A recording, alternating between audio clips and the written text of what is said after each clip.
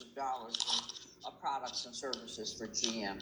So he walked and talked and spoke with a very big stick, as did the other guy.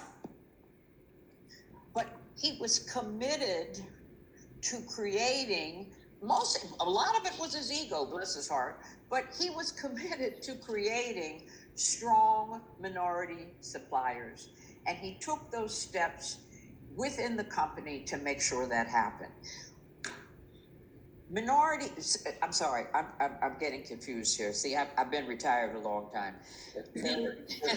Just go ahead and tell us what you think.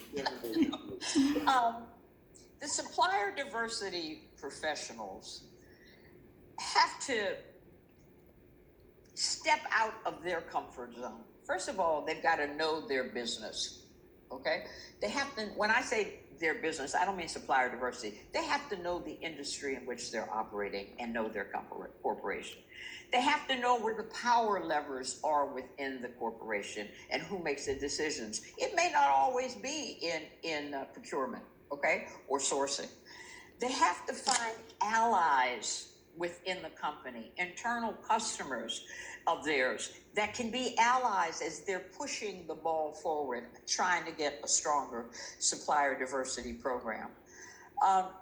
The CPOs, I think, have to make an ally out of the CEO.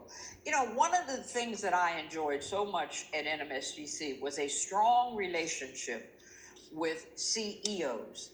I'm told that the type of CEO that runs a corporation now is different from then. I mean, I know a lot of companies have taken on capital and they're being run now by maybe investment companies and that sort of thing. And everybody is focused on shareholder value. I don't know what the personality of today's CEO is, but they need to be transformational.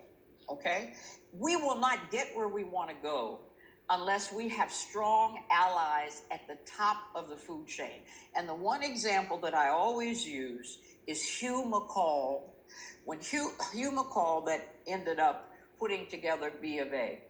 When Hugh McCall was running around buying up, he was at Nations Bank, buying up small banks across the country to build this national network that would become the behemoth that was B of A. He transformed the city of Charlotte, North Carolina by moving there, placing the headquarters there. Charlotte was a dusty little southern town. He created a city there with opportunities for everybody because of his activity. When Hugh McCall could not find a minority business to meet his needs, he went out and he created them. There's a famous story about how Hugh was so determined that he looked among the businesses that they had, the business partners. He identified who he thought was a good business person, and he went out and he gave contracts and larger contracts and created businesses for those businesses.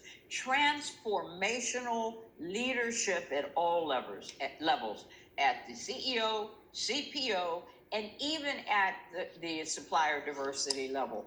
People have got to be able to put it on the line. Jimmy, I heard you say that,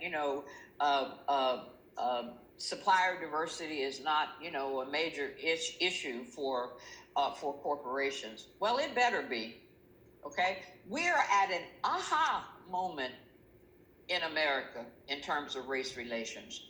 And if we are ever going to work our way out of this morass in which we find ourselves, we have to find ways to build equity, economic parity in communities of color. And there is no better way than building strong minority businesses that can hire people, provide leadership, and give back to those minority communities. Let me